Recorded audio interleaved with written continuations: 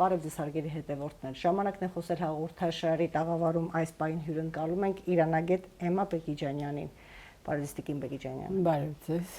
Այն, որ այս օրերին Իրանի մասին խոսելը ուղղակի անհրաժեշտություն է, որպեսզի հասկանանք ինչ իրավիճակ է մեր հարևանությամբ եւ ինչ է սպասվում այդ առումով նաեւ մեզ, թերևս իրապես անհրաժեշտություն է եւ անխուսափելի է։ Ուստի հենց սկզբից ուզում եմ հասկանալ ձեր դիրքորոշումը եւ ձեր ընկալումները, ինչ իրավիճակ է այս պահին Իրանում, որովհետեւ եթե լսում ենք այսպես Իրանի կողմնակիցներ ներկայացնող երկրների դիրքորոշումները, ապա Իրանը շատ լավ հաղթանակած իրավիճակում է, բայց մյուս գաղափարախոսությունների տարածողները ասում են, եվրոպական ամերիկյան կողմերը ասում են, որ շատ ծանր վիճակում է այս պահին Իրանը եւ անելանելի է ուղղակի այս պայծրությամբ։ Այսպես ասեմ, ինչպես ասացիք, երկու կողմերն էլ չափազանցնում են եւ Իրանն է չափազանցնում, որ բոլոր այսպես թիրախները այդպես ինչպես Իսրայելն ասում չեն խոցվել, իրավիճակը սովորական է, քաղաքներում մարդիկ կյանքը ամեն ինչ նորմալ է, նույն բանը առավել եւս Իսրայելը եւ Իսրայելի կողմնակիցները արևմուտքը, որ Իսրայելը առաջի օրը ոչնչացրեց Իրանի հոպը հակաօդային պաշտպանությունը, բայց այդպես չի, որովհետեւ տեսնում ենք, որ աշխատում է այսպես հիմա Իսրայելը ինչ նպատակ ուներ Երբ սկսվեց արդեն Իսրայել-Պաղեստին արդեն պատերազմը, այդ ժամանակվանից Նաթանյահուն ամեն ինչ անում էր, ջանք չէր խնայում, որպեսզի ԱՄՆ-ին եւ Իրանին ներքաշեր այդ պատերազմի մեջ։ Չհաջողվեց իրեն, որտեվ եւ Բայդենը իրան զուսպ պահեց եւ Իրանը չտրվեցին սադրանքների Նաթանյահուի, որտեղ Իսրայելը արդեն 20 տարի է ծրագիր է պատրաստում Իրանի դեմ, Իրանին հարվածելու։ Դա դրանով զբաղվել է Արիել Շարոնը, Օլմերթը, Էհուդ Օլմերթը եւ մյուս, այսինքն այս 3 վարչապետները, որ այս 20 տարում իրանք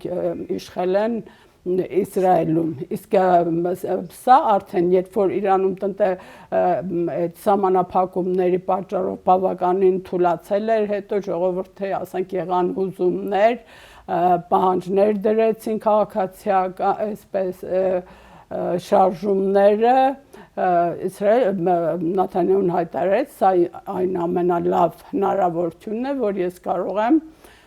Իրանի վրա հարձակվել եւ այլն, բայց ասում եմ, այդ ժամանակ Իրան չհաջողվեց, իսկ նախագահ Թրամփի օրոք դա հաջողվեց, նախագահ Թրամփը կարծես թե իրան քարտ բլանշ տվեց ու ինքը այս ծրագիրը 3 նպատակ ունի Իսրայելի, որոնք իրանք մշակել են շուրջ 20 տարի, ուժեղ ներթափանցում ունի, Մոսադը իրանք գաղտնի ծառայությունները Իրանում, անգամ ասում եք կոնկրետ դիպուկ կետերով տեղակայումներով արդեն Հանիեին հենց գիտեն, որ հյուրանոցում որ սենյակը ուղիղ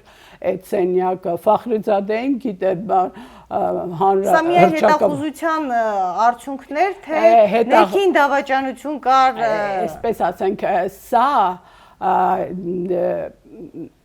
Իսրայելի բանակի հետախուզության եւ Մոսադի համագործակցության պլանավորված բոլոր դեպքերում բոլոր տեղեր կան նաև դավաճաններ, բայց որ Մոսադը աշխարհում այդ առումով մրցակից չունի, հաստատ է։ Հետո հիմնականում ես կարող եմ ասել, այդ բոլոր բաները ներթափանցում են կամ Ադրբեջանի տարածքով, որը Իրանի հետ ունի բավական մեծ երկար սահմանագիծ, եւ Իրաքի քրդական ինքնավարության, որտեղ էլ Իսրայելը դարձյալ մեծ ազդեցություն ունի։ Անկամ 17 թվականին, երբ այնտեղ անցկացվեց անկախության հանրաքվե, միայն Իսրայելը պաշտպանեց։ Տիկին Բեգիջանյան, միակ նպատակը այս միջուկային զենքի դեմ, հնարավոր միջուկային զենքի դեմ պայքարներ Իսրայելի կողմից, թե իրականում ամբողջությամբ այս ռեժիմի, նմանատիպ ռեժիմի վերարտադրման, վերացման Այսպես ասեմ, ասացի, երեք նպատակ ուներ Նաթանյահուն։ Անունն էլ այս գործողությունների հենց այդ նպատակներից մեկն է հուշում։ Գործողությունները կոչվում է առյուծը բարձրանում է կամ առյուծը ծակում է։ Սա ինչ է նշանակում։ Սա Թորային հղում կա, Թորայի 23-րդ գլուխի 24 կետի այդ դրան է հղում արած, երբ առյուծը պետք է բարձրանա եւ թշնամուն ջարդի այսպիսի մի բան է հիմա մոռացել եմ, իսկ մյուսը իր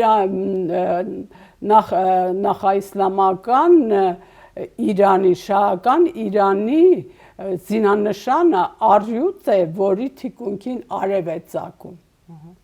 Այսինքն առյուծը ծակում է, առյուծը բարձրանում է։ Այսինքն նպատակներից առաջինը միջուկային զենքի հնարավորությունը վերացնել Իրանի հրթիռաշինության արտադրություն ընդհանրապես եւ Իրանում փոխել վարչակարգը ու որպես ղեկավար նախկին թագաժառանգին, որի հետ սերտ հարաբերություն ուներ, դա են նկատում։ Բացի դա նաև Օլմերթի օրվանից սկսած նրանք նպատակ են միշտ դրել Իրանը մասնատել։ Ահա թե ինչու հենց առաջին հարվածների ժամանակ խփեցին Քրդստանի սահմանագծի սահմանային պահակակետերը եւ Ադրբեջանի։ Այսինքն ճանապարհ բացեցին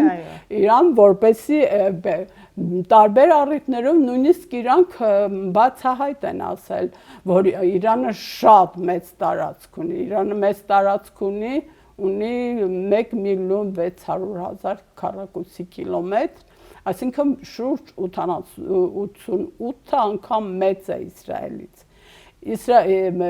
Ու նպատակը Իրանը այսպես մասնատելն են։ Հույս ունեին այն հուզումները, որ եղավ 2022-ին, կկրկնվի Իրանում պահանջներ դնելով իշխանություններ ասել, բայց Իրանում այդպես չի, նրանք միավորվում են, իսկ եթե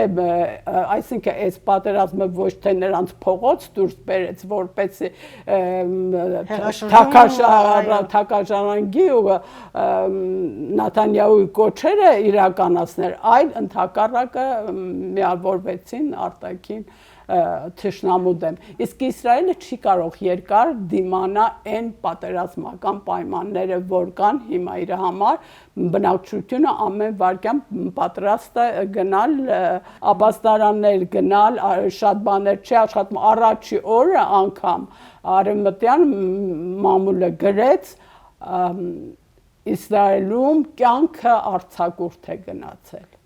Այսինքն ամեն ինչ մի կողմենտ է, իսկ կանգնած է, այսինքն երկար նրանք չեն կարող այդպես դիմանալ, նրանք սովոր չեն, նրանց համար գուցե Իրանի… Այսինքն Իսրայելի նպատակը եւ կանխատեսումը այն էր, որ շատ արագ նա կկարողանա հարցը լուծել, որ այսքան խնդիր չի լինի, թե նույն Զելենսկու տարբերակով ուղղակի շարունակում է պատերազմը, որ իշխանապողություն չլինի եւ իրենից չձերբազատվեն։ Այսպես ինքը այն, որ իր համար գլխավոր նպատակներից ինքը մնալն է, ուրեմն ուրբաթ օրը սկսվեց հարձակումը, իսկ ինքշաբթի օրը արդեն իրեն իմպիչմենտի խորհրդարանը լուծարելու հարց էր դրված։ Ինքը համոզեց, որ թողեք ես իմ ծրագիրը անեմ, հետո Եվ դրանից հետո անմիջապես կարծես թե համակրանք սկսեց նորից վայելել, այո, բայց դա երկար չի կարող մնալ, այսինքն նույնիսկ եթե լինի այսպես մաշվող, այսպես են ասում, այսինքն անընդհատ ձգցկել պատերազմը, դա Իրանին է ձեռնտու, ոչ թե այսինքն 2 շաբաթ որ ձգվի, Իրանին է ձեռնտու, որովհետև Իսրայելը չունի ռազմավարական խորություն, այսինքն Իսրայելը փոքր տարածքա Իրանի եթե 20-ից 100-ից 3-ն էլ անցնեն հրթիռները, բավականին ուժեղ հրթիռներ ունեն, դրանք շատ մեծ ավերածություններ կարող են առաջացնել, իսկ Իրանը շատ մեծ չի կարող հասնել իր նպատակ, նրանց մեծ հույս ունեին, որ եթե հանկարծակի են բերել, եթե Իրանի հրամկազմի 20 գլխավոր գեներալներին ոչնչացել են, առաջի օրերը Իրանը գուցե կոլապսի մեջ ընկնի, գուցե ես եմ ինչ լինի, բայց նրանք շատ շուտ կարողացան վերականգնել, գտնել իրանց եւ սկսել Ինչպես ստացվեց, որ Ամերիկան այսքան ակտիվ, ակնհայտ, ինքնուրույն օգնեց Իսրայելին։ Ինչ շահեր ուներ ընդդեմ Իրանի, չէ, այսպես է, ինքը Ամերիկան համարվում է Իսրայելի անվտանգության երաշխավորը, այսինքն դրանով ամեն ինչ կարելի ասել, բայց մենք երաշխավոր ունեինք, անկեղծ ասած, մենք էլ էինք Արցախի երաշխավոր, իսկ երբ Թրամփը եկավ, բայց կարողանում էր օգնելով հանդերձ, Բայդենի կառավարությունը կարողանում էր զսպել Նաթանյահին, բայց ինչպես նշեցի, երբ Թրամփը եկավ, քարտ բլանշ տվեց, ինչ ուզում ես արա, բայց ինքը շատ լավ գիտեր, որ Իրանի հատկապես Ֆորդո այդ միջուկային օբյեկտը Իսրայելը իզորու չի ոչնչացնել, որովհետև 80 մետր գետակ է դա, իսկ դա միայն դրա զենքեր ուներ միայն Ամերիկան, անունը չգիտեմ։ Բայց ամեն դեպքում հիմա Իրանը ասում է, որ ցենտրիֆուգները կարևոր նյութերով եւ այլն հիմնական այսպիսի տարբերակ էլ կան միջազգային վերլուծաբանները նշում են, որ սա շատ սիրուն թատրոն էր Իրանը Իսրայելը գուցե մի քիչ էլ բեմադրեցին։ Իրանի շահը այդ բեմադրության մեջ որը կարող էր լինել։ Որ ինքը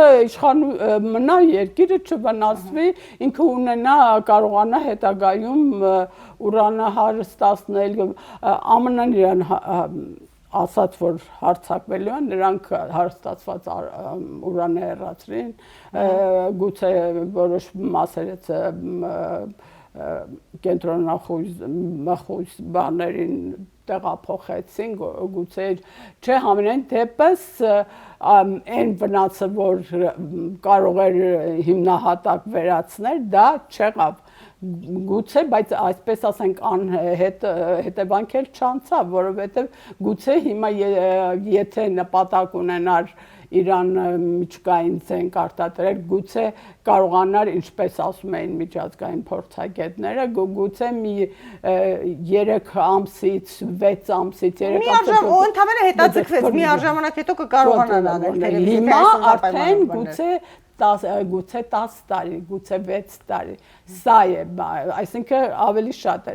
Իրանին իհարկե, քանի որ շատ դիպուկ ու իրոք էլ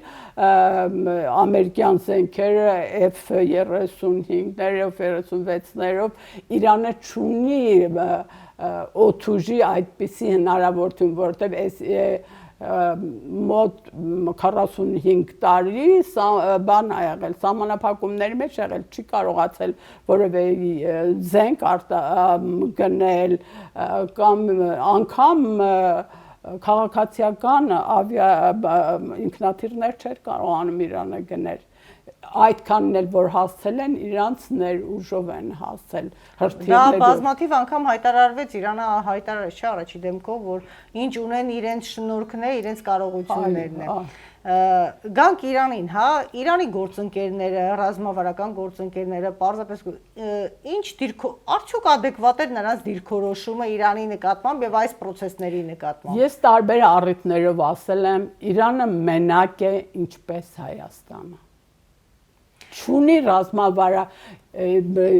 Ռուսաստանի հետ նրանք մրցակից են, նրանք չեն կարող լինել ռազմավարական դաշինք։ Այս բախումներից օգտվում էր Ռուսաստանը։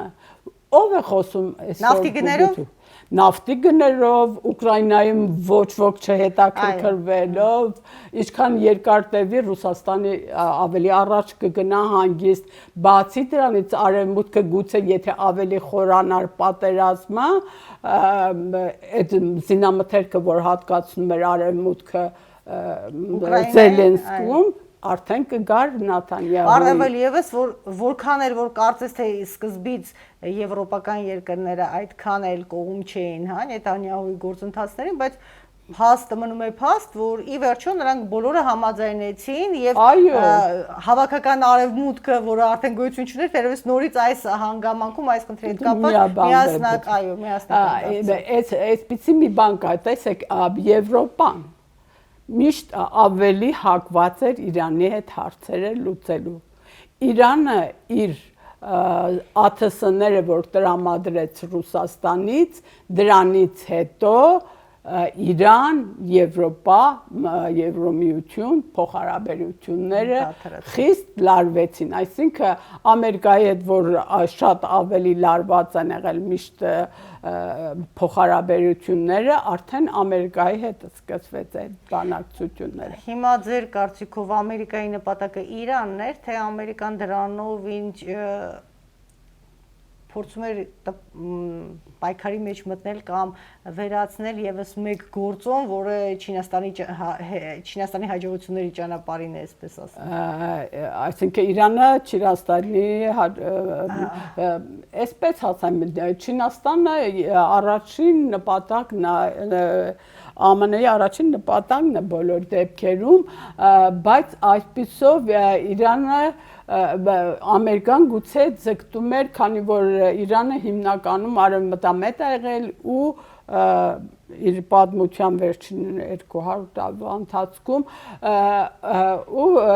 ժողովուրդն էլ Իրանի ժողովուրդը բոլորը հակված են դեպի Եվրոպա, դեպի Ամերիկա։ Հիմա իրանք այդ գործոնը, այդ բոլորը ուզում էին օգտագործեին, որպեսզի Ռուսաստան, Իրան, Չինաստան,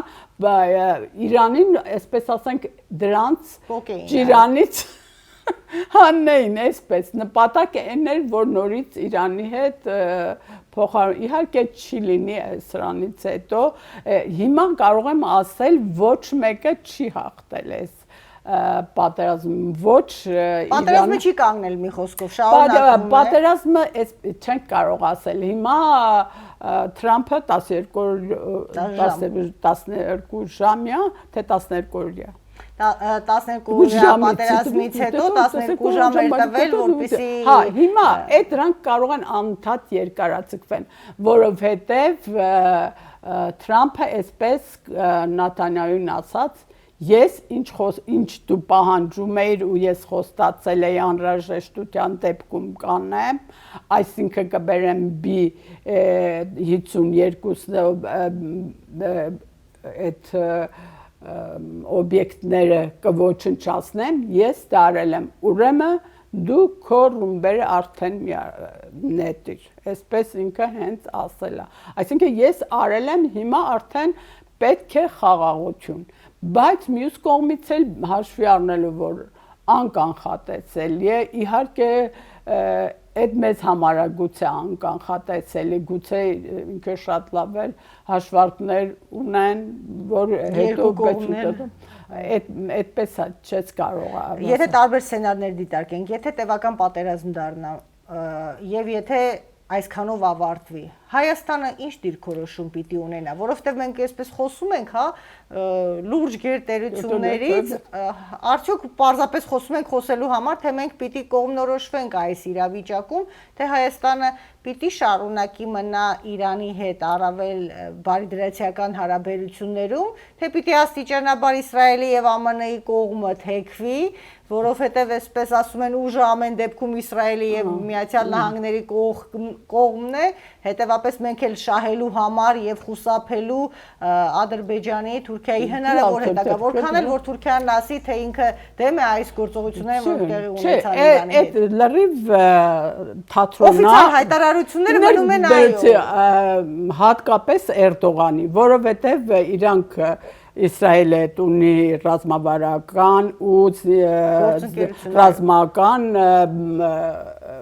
համաձայնագիր ու Նաթանյահուն հայտարարեց, որ Թուրքիայի հետ մեր տնտեսական փոխհարաբերությունը անգամ մի շիշ անկային ջրի մակարդակով չի բանարել, չի պակասել։ Այդպես է, երբ որ գնում են մի երկրի կողմ կամ չեն գնում կամ բան, եթե դա պայմանավորված չի ընդհանուր շահերի վրա, ինչ շահ ունի Իսրայելը Հայաստանից, որ Հայաստանին ընդունի ու Հայաստանին օգնի։ Ոչինչ, իր շահերը համընկնում են Իսրայելին, երբ որ շահերը համընկնում են, այդպես եղավ, որ 44-րդ պատերազմի 70%-ը իսրայելական զենքեր են, ընդ որում մի մասը անվճար, որովհետև ինքը ստացավ մի լայնածավալ տարածք Իրանում եւ այս լրտեսներ ներմուծել եւ այդ ընդեղից ինչ որ փաստաթղթեր դուրս անել եւ ամեն ինչ, բայց Հայաստանը փոքր սահման ունի, հետո այդպես իրան ընդհանուր բարեկամություն, այդ է բարեկամությունը։ Հիմա նույնն էլ Ամերիկան ինչ շահ ունի։ Դե ասում են դուք առաջարկեք շահ Ամերիկային, Հայաստանը առաջարկի շահ։ Շահը չեն առաջարկում, շահը բնական պիտի լինի։ Շահը ոնց է առաջարկում։ Հիմա Իրանը ասում են, հա, վա, իսլամական երկիր է, բանը մենք շահ չունենք։ Մենք շահ ունենք ընդհանուր իրանց հետ։ Կարող ենք կոնկրետացնել, մեր շահը որն է Իրանի հետ այս պայմանությամբ, հատկապես այն համապատկերի դեպքում, երբ Նիկոլ Փաշինյանի անմիջապես վերադարձին հաջորդեց Էրդողանի հայտարարությունը եւ Իրանի կողմից ստորագրված նաև իսլամական երկրների հանդիպման ժամանակ, որ բոլոր դեպքերում արևմտյան Ադրբեջանի գաղափարը չի մերժվում, ադրբեջանցիների վերադարձը Հայաստանի Հանրապետություն պիտի լինեն, որ Հայաստանը այլևս չպիտի որևէ ձևով դժվարացնի Սյունիքի հետ կապված դա լրիվ մեր կնա ուրիշ ոչ մեկի։ Տեսեք, բացատրենք այս իրավիճակը բոլորիս պարզ լինելու համար եւ այստեղից բխող եզրակացությունը որ լինի իմացող տեսակետից։ Լավ, այսպես ասենք, երբ պատերազմը սկսեց, արդեն այս իրավիճակում Իրանի պահանջով իսլամական համագործակցություն կազմակերպությունից պահանջեց այդ հարցով, որպեսզի դատապարտեն Իսրայելի ու ԱՄՆ-ի քայլը Իրանի վրա հարձակվելու։ Իրանի հարցը դա էր, Իրանի արտգործնախարարը գնաց եւ դրան միայն դա ելույթ ունեցավ։ Մյուս կողմից ես ասեմ, դա ընդամենը այդ եզրույթը օգտագործվեց եւ ստորագրվեց ու վերջ։ Դա հրճակագրել առ այսօր 60 քանի թվականից է ձևավորվել կազմակերպությունը, առ այսօր նրա որևէ որոշում կյանքի չի կոչվել։ Դեկլարատիվ բնույթ է կրում։ Դեկլարատիվ բնույթ է կրում, բայց այն որ այդ արևմտյան եզրույթը իրանք տարան մցրեցին, այդ է վտանգավոր։ Մենք ոչինչ չենք արել, ինքանընդհատ ասած արևմտյան Հայաստան, մենք ՄԱԿ-ին չասեցինք, մենք Եվրոպայում բարձր մակարդակի հանդիպումներում այդ բան չարեցինք, եղավ դա ինչպես եղավ Զանգեզուրի միջանցքը աշխարհում, այսինքն միջազգային հանրությանը Ադրբեջանը պարտադրում է իր այդ տեսակետները։ Իսկ Հայաստանի Հանրապետության իշխանությունը չի հակազդում ոչ ներսում, ոչ դրսում, որպեսզի պահանջարկ ձևավորվի արդարացի քննելու այս իրավիճակը հասկանալու։ Այո, ես միշտ գրել եմ, ես պարզապես իմ փորձի վրա ես տեսել եմ միջազգային կոնֆերանսներին, սեմինարներին Թեհրանում այլուր եղել եմ, տեսել եմ նրանք անգամ եթե սառնարանների ցուցահանդեսա գալիս էին, ասում էին, եթե Հայաստանը ագրեսոր չլներ, եթե Խոջալույի ցեղասպանություն չլներ, գիտեք մենք ինչ լավ սառնարաններ էինք արտադրել, այսինքն բաց չէին թողնում բոլոր հարթակներում, բոլոր մակարդակներում Ադրբեջանը եւ նաեւ Թուրքիան որոշ առումներով մշտական սկզբունքով, այսպես հետևողականորեն եւ նպատակաուղղված գործողություններ է կատարել։ Մենք չենք արել, այդ ժամանակ պետք է մենք ասենք դա սուտ է, փաստերը մենք ավելի շատ, մենք արտարացինք, ասում են 300,000 ու ոչ մեկը չի խոսում, չի ասում մենակ ԱԳՆ-ն հայտարարություն տարածեց թերևս միայն դրանից հետո, որ ադրբեջանցիները այսպես բռնի ուժով չեն տեղահանվել, նախ այդ թիվը չի եղել, երկրորդն էլ փոխհատուցում են ստացել եւ այնուամենայնիվ արդյոք սա ուղղակի մեկ դատարկ է եւ անհիմն արդեն աշխարհի համար, որովհետեւ հակառակ կողմի դիրքորոշումը ունեն, արդյոք սա չի օգտագործվելու, արդյոք մեր իշխանությունը գիտակցված չի անում սա։ Ես տեսեք, ես այդ հայտարարությունը հետ դրել էր, ես կարդացի եւ տակը գրեցի։ Թեև ուշացած քայլ, բայց ավելի լավ է ուշ, քան երբեք։ Ու հետո ասացի, որ նույն ձևով նրանք Զանգեզուրի միջանցք եզրույթը գցեցին միջազգային հանրույթի ու բոլորը ընդհուպ հայերն են ասում, թեկուզ շակերտներով, բայց ասում են, միայն Իրանը չի ասում, Իրանը ասում է թուրանական ճանապարհ, միակ։ Այնուամենայնիվ այս համապատկերի վրա Թուրքիայում մեր երկրի վարչապետը հայ համայնքի հետ հանդիպելու ընթացքում ասում է դե ինչ են ուզում են ճանապարհ, թող լինի ճանապարհ, թող գնալ գալ են ուզում, թող գնան գան, այդ գնալ գալը որքանով մեզ համար ընդհանրապես ադրբեջանցիների թուրքերի թուրանական աշխարհի համար այսպես ներկայացուցիչների համար այս տեղաշարժը որքան անվտանգ արդյունավետ կամ իմաստալից կարող է լինել եւ որքանով է համամիտ իրականում այս ամենին Իրանը։ Տեսեք, Իրանը ես այս նոյեմբերի 9-ի բանը որ կարդացի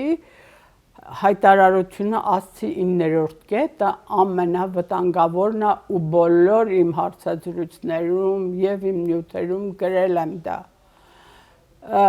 Ես ու դրանից հետո ես ասացի մինիմումը, որ դա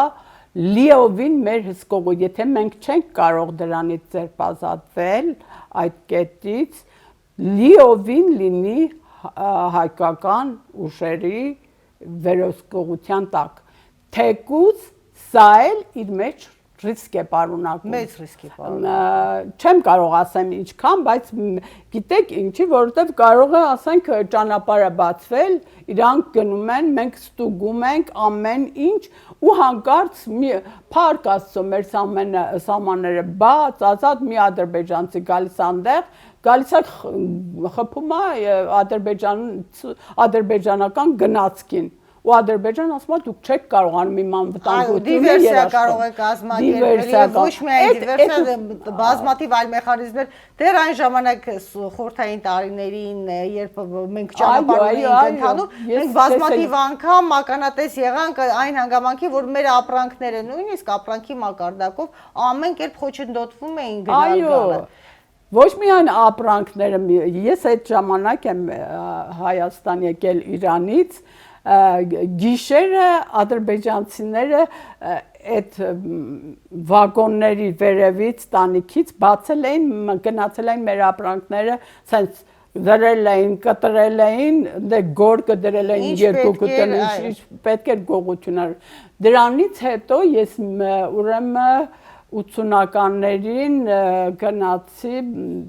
այդ կարմիր բլուր հանգստանալու կապանի մոտ, այդ ընկերուց հետ ասացի, արի մենք գնանք այն ճանապարհով, որ մենք հայրենադարձվել ենք, մի անգամ տեսնենք այդ ժամանակ չենք հիշում ոնց ենք եկել։ Ու մենք եկանք Նախիջևան, սկսեցին քարերով խփել բանին, վերադառնալուց ինքնաթիռով եկա։ Հիմա Հայաստանը, որ ասում է թող գնան գան, մենք դեմ չենք, թող մեր վերահսկողության ներքո լինի։ Մենք հասկանում ենք պրակտիկորեն, որ սա հնարավոր չի լինել, նույնիսկ եթե առաջին շրջանում, առաջին օրերին այսպես ցուցադրական աշխարհի համար ցույց տան, որ ամեն ինչ բարեհաջող սա տեղի է ունենում, ամենայն մենք հասկանում ենք, որ հետագայում շատ մեծ է ռիսկը, որ այս ճանապարհով ամեն ինչ հնարավոր կլինի։ Չէ, կարող է հակառակն էլ լինի, այսպես ասենք, մենք հզորանանք, լրիվ կարողանանք վերահսկենք, ասենք, դուք ձեր տեղը նստեք, չի կարելի, ես ասում եմ միջազգային երաշխիքներ չպիտի լինեն, եւ միջազգային ներկայացուցիչներ, ցանկացած համաձայնագիր, ցանկացած, պետք է ունենա միջազգային այդպես տարածքային եւ չգիտեմ կարեւոր բաներ պետք է լինեն միջազգային երաշխավորներ, հա։ Բայց չէ՞ որ Հայաստանը հրաժարվում է, ասում է մենք մեր հարևանների հետ մեր հարցերը լուծում ենք, ինչ եք ուզում։ Դե ես ասում եմ, ես այդ այն կարծիքին եմ, որ եթե մենք չենք կարող եւ հիմա թույլ ենք չենք կարող, իհարկե ես անձամբ դեմ եմ, որ այդ ճանապարհը անգամ մեր վերահսկողության տակ լինի, բայց դա մինիմումն է, որ մենք կարող ենք համաձայնել ու մենք արդեն մեզանից էլ է շատ բան կախված, մենք շատ բան կարող ենք անել, կարող ենք այդ ճանապարհների երկու կողմը շատ բարձր բաներ սարքենք, Պարիսպի նման մի բան, որ նրանք ոչ կարողանան գան, ոչ կարողանան պատճառ ունենան, կարող ենք վերահսկել, այդպես անհուսալի չկա, անհնարին բան չկա, բայց ես ասում եմ, ես անձամբ դեմ եմ, բայց հիմա հատկապես, որ մենք այսպես թույլ ենք, նրանք Իսրայելով են, Էրդողանը մի անգամ հայտարարեց Իրանին, դուք Ադրբեջանի հետ գործ չունեք, նրա թիկունքին Իսրայելն է կանգնած, այնպես բան չի, բայց մենք թիկունքինով է կանգնած, մենք, որովհետև նախ մեր շահերը, ես ասում եմ, պիտի հաշվի առնենք շահերը, եթե շահ ունենք ընդհանուր,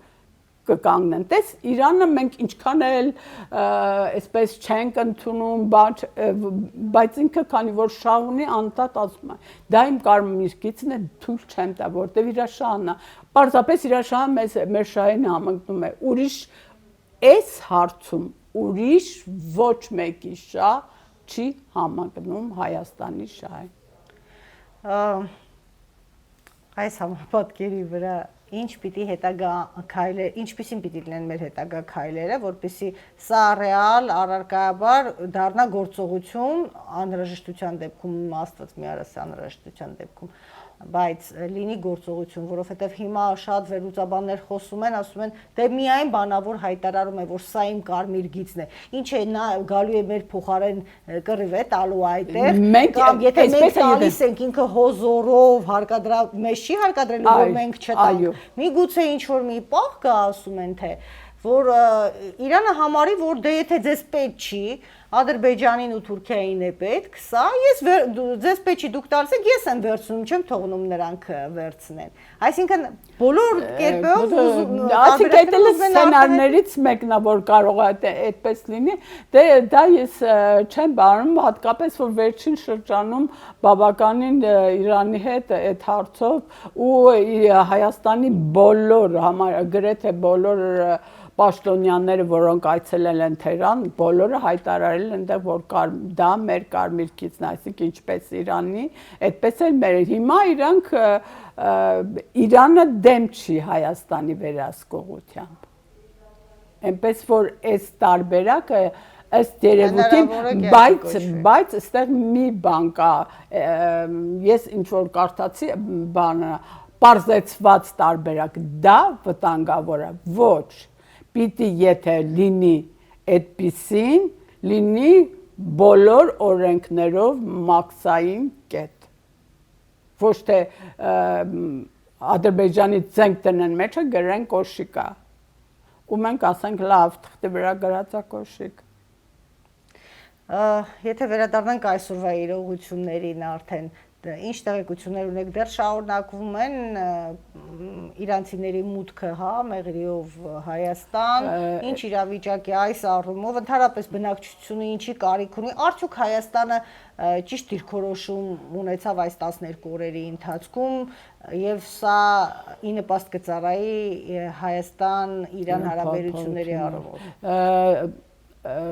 Հայաստանի դիրքորոշումը, որ վարչապետը հայտարարեց,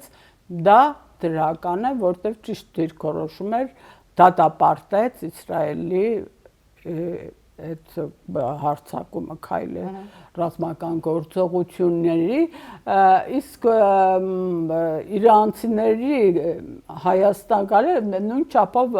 գնում են նաև Թուրքիա ավելի շատ, գնում են Ադրբեջան, նորմալ է ինձ թվում է, եթե դու պատերազմող ու հատկապես բարեկամ երկրի, դրանք ոչ մեկը հատկապես եթե Թեհրանից կամ որտեղից էլ որ գան, Հայաստանում չեն մնա նրանք։ Ու այս պատերազմը այդպես տարիներով մաշվող պատերազմ չի լինի, որտեղ Իսրայելը դրան չի դիմանա, Իրանն էլ։ Ուզում եմ ասում, ինչպես ասացի, այս պատերազմում հաղթող կողմ չկա։ Դրա համար պետք է համաձայնության կա։ Քանի որ հավաքական արևմուտքը կոչված է, այսպես այդ երևույթը, ընկալում է Իրանին որպես տոտալ չարիք, ամբողջությամբ չարիք, որը չպիտի նմանատիպ կառավարման երկիր գոյություն ունենա ընդհանրապես։ Այ հիմա եթե բայց իրանք դա ասում են, դրան շարունակությունն է ասում, բայց մենք չենք ուզում այդ համակարգը վերացնենք, նպատակ չունենք։ Դա միայն Իրանի դա չի ասվում նրա համար, որ մենք լավն ենք այսպես արևմուտքը, իսկ այդ համակարգը կվերածվի ներքին պառակտման հաշվին, երբ ժողովրդի մեջ մենք այնպիսի արտաքին ներգործություններ կունենանք, որ ժողովրդի մեջ կհասկանա դրա պահանջը այդ համակարգից ձերբազատվելու։ Նաթանյահուն երևի 5 անգամ կոչ է արել, որ վարչակարգը խիստ թուլացած է, դուրս եկեք, նախկին թագաժառանգը բազմիցս, բայց ոչ մի բան, գուցե այս ամեն ինչը վերջանա, ժողովուրդը դուրս գա, իր պահանջները դնի ու իշխանությունը գնա զիջումների։ Զիջումների գնաց, թագաժառանգը վերադարձավ եւ մենք հասկացանք չի վերադառնա թագաժառանգը։ Լավ, այսինքն ոչինչ չի լինում։ Հաճելի իշխանություն չէ, հաճելի արևմուտքին, հենց այս իշխանությունը արևմուտքը Թրամփն էլ ասել էր, որ ամենասկզբից մինչև մի անգամ ակնարկել, որ հա, եթե ուզում եք, դա էլ կլինի այսպես, բայց ոչ մեկը չի ուզում, ոչ բացի Նաթանյահուից, ուրիշ ոչ մեկը, ոչ Եվրոպան, ոչ բան, նրանք ուզում են լեզու գտնել, ուզում են լեզու գտնել Իրանի հետ,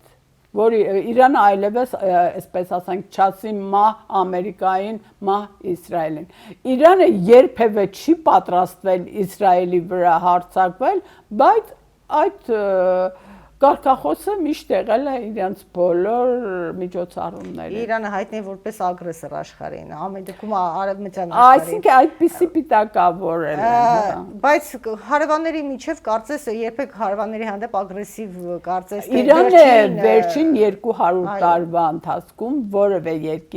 երկրի վրա չի հարձակվել։ Իհարկե Իրանը փորձեր է արել պրոքսի ուժեր ունենալ այսպես Իսրայելի սահմանակից երկրներում, ինչպես Հեզբոլլա, Լիբանանում, նաև Ասադի